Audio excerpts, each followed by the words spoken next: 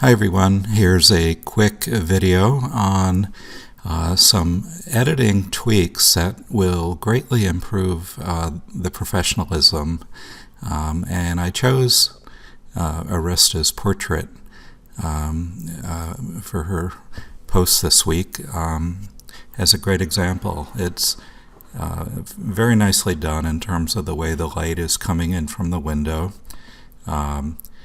And I like this expression very much. It seems more thoughtful and pensive rather than having a mask on. Usually when folks smile for the camera, they are putting on a mask, and this one is much more engaging. But there are some issues with this that we can improve it. So what I did was make a few changes, and here's what I've done. And notice that the focal point, which are her eyes and her face, are far more engaging in this shot. Notice that the edge of the window trim is now parallel to the edge of the frame.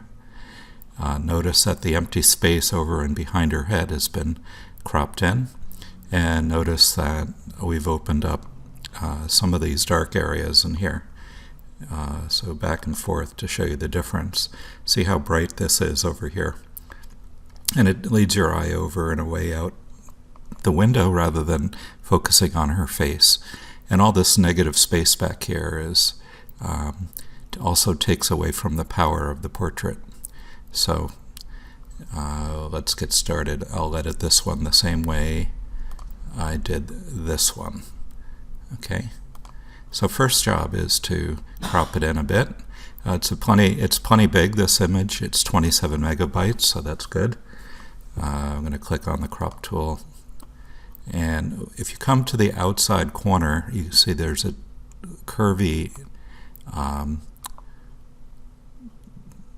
arrow. And you click and drag. And what that does is it enables you to twist and turn the image to align this line with parallel to the edge of the frame. And I'm going to pull in the top just like that and hit the check mark. Actually, I want to put her head to the right a little more, not centered in the frame. So I'm going to undo that, Control Z, and let's do that again. So coming to an outside corner, twist until that window frame is parallel. Crop in the very top of the head like that. And this time I'm moving her this direction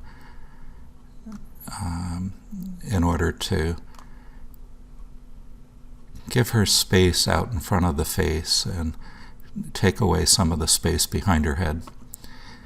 One problem is that this leaves this little chunk of non-image here.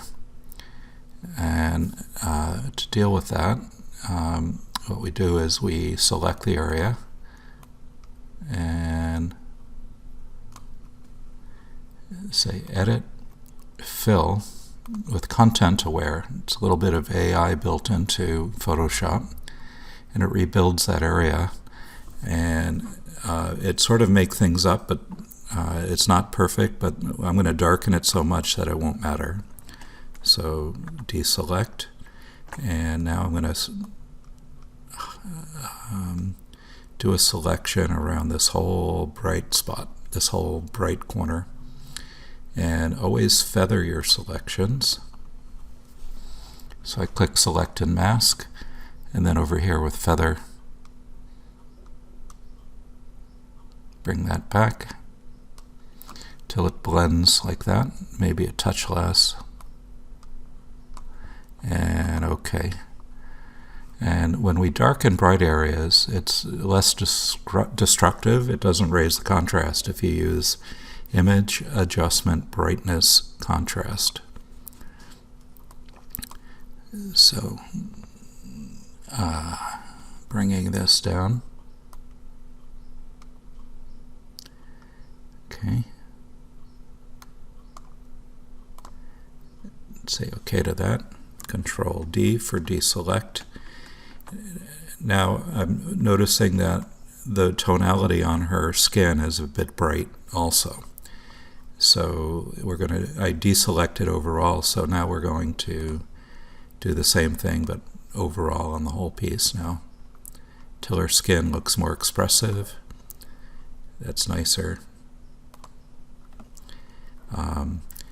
Next, her eyes are a little bit in the shadows here, so if I were to make a selection through here, holding down Shift, make a selection in here, feather it.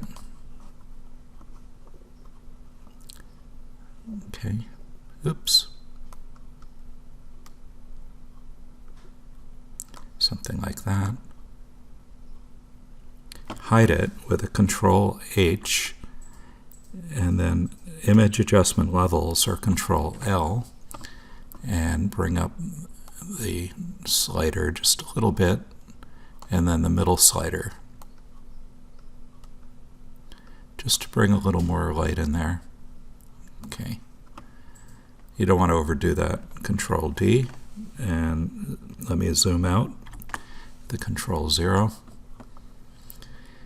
So now I'm noticing her hair, and all of this could open up a bit. So once again, you make a feathered selection, and say OK, and hide it, Control H, and levels, Control L, and bringing in the highlight a little bit here, bringing in the midtones here. So this is starting to open up.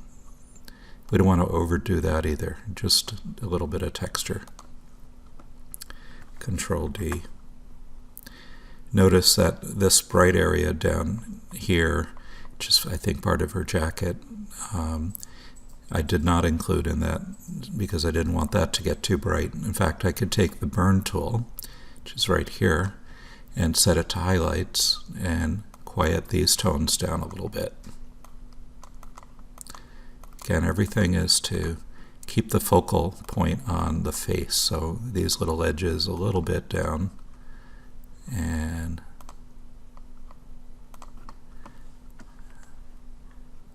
okay. So that's basically the idea. Okay, we went from that to this, that,